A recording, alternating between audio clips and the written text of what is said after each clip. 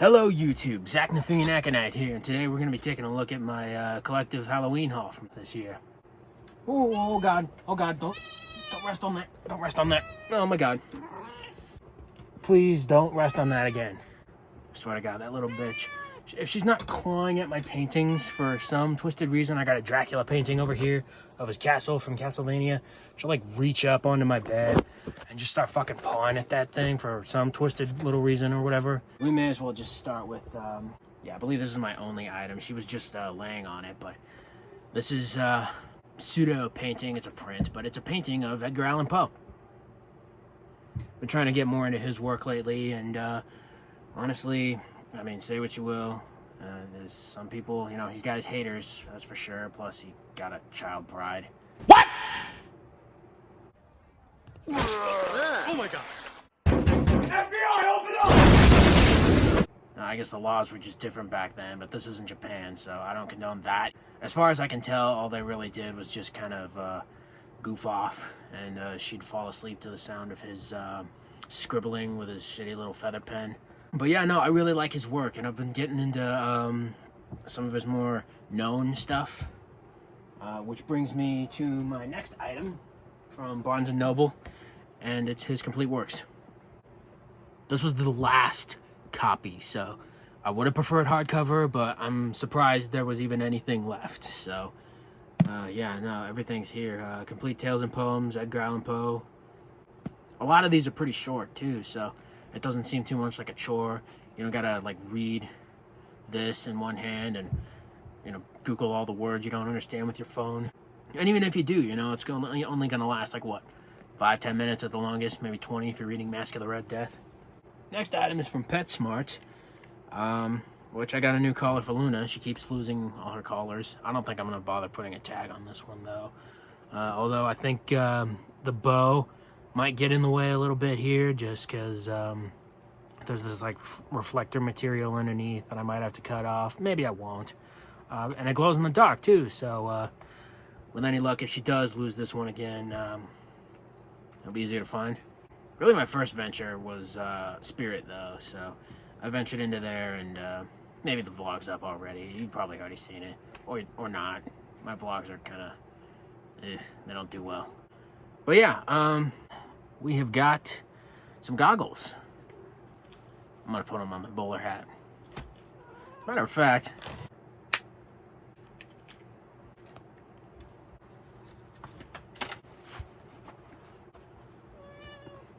oh god, I love it so much more now.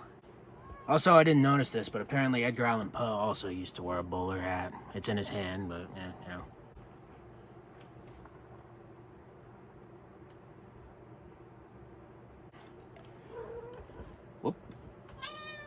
Next Spirit Halloween item was, I don't remember that being there.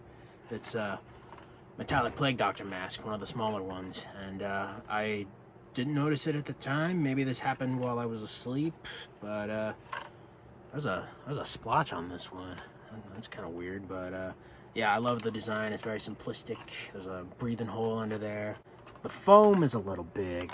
Like, this looks like a sponge almost, but I mean, there's nothing I can't cut out and replace with the flatter black stuff I've got. I've only got one other Plague Doctor mask, and it's also from Spirit, but this one just seems a little more practical. I say that like I'm going to be wearing these a lot. Next item is a Poltergeist pin. Don't go into the light. Which, I was looking for an Arthur Clown pin, because you know me. I don't know how that's not a thing yet. Like, Damien, what are you doing? What are you doing, man? I get it. You appreciate people enough to show their tattoos of your characters on Instagram and all, but you know what? We need some pins. That's what's missing from the merch. Anyway, speaking of Art the Clown, I like cosplaying him a lot, but what I don't like is the cleaver that I made, so I bought one out of foam. It's just so much more con safe than the paper crap that, you know, it's okay. I mean, I like making my own props, but after working at a haunt, you know, I'm sure your hands are going to be fused and sweaty to the shit, so it's just better you get something a little more high-end, and not store-bought, but if nothing else, learn how to make your own, which I haven't reached that point yet, unless the cheaper stuff counts. like free cardboard. This, however, was not cheap, and it's a Ravenclaw house flag from Harry Potter, because that's just my house. And yeah, no, it's this was $15 and well worth every penny, because yeah, it's a little stiff. That's what she said. I'd hang it up if I had wall space. Fellow Ravenclaws out there, yeah, they don't get a whole lot of story time in the books. Don't know if you noticed that. Moving on to the Dollar Tree, keeping with a similar Ravenclaw theme, I found some metallic blue nail polish. Never tried it before, don't know how it's going to look on me, but you know, if Angela Benedict can rock blue nails, adult Pugsley here should have no problem.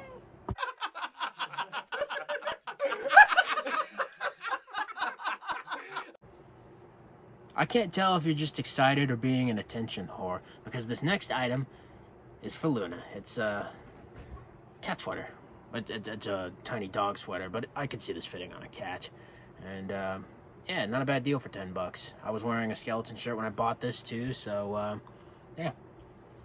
She obviously, you know, she's already got a pink sweater that she wears every once and again, but it's a little too Enid for her, so we're gonna go with something a little more her speed. Her being a black cat and all. Hopefully she won't despise having to wear it like she does the pink one. I only put them on you when you're cold. And the next item is this here plastic hand, which actually I'm just going to show both these items at once here. The video's getting kind of long anyway, but I got some plastic bones. One's a hand, one's a femur, and I'm going to slather them with cotton and glue. Probably cotton and wood glue, just so that it lasts longer. It's a little more durable too. I'm hoping to turn this into something like, I've already made a paper mache bone at some point about this huge, but I just want to see if this looks as good. I'm just working with cheap stuff, experimenting, tinkering. As well as with this hand, which I'm going to end up turning into another Hand of Glory. The first one I made, maybe you remember, maybe you don't. I put the candle in the palm, but I want to do something different here. I'm going to put it, well, I hope nobody steals the idea, so I'm not going to say exactly where I'm putting it, but stay tuned. And then the last Dollar Tree item is this here webby fabric. It's like a mesh type stuff. Higher end than creepy cloth, although I don't know. I don't imagine it's much higher end. But yeah, no. My shirt's kind of throwing off the pattern. Maybe you can see it a little better there. Not bad stuff. You could use it as is, as a table spread. You could turn it into cuffs or a collared bit on like a dress shirt, DIY that stuff. It's good material. It's cheap too. Even though everything at the Dollar Tree is now $1.25.